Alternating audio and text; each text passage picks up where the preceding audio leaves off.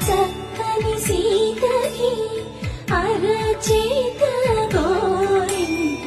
ఇంత చక్కని చుక్కకి ఇంకెవరు మొగుడంట రామ చక్కని సీతకి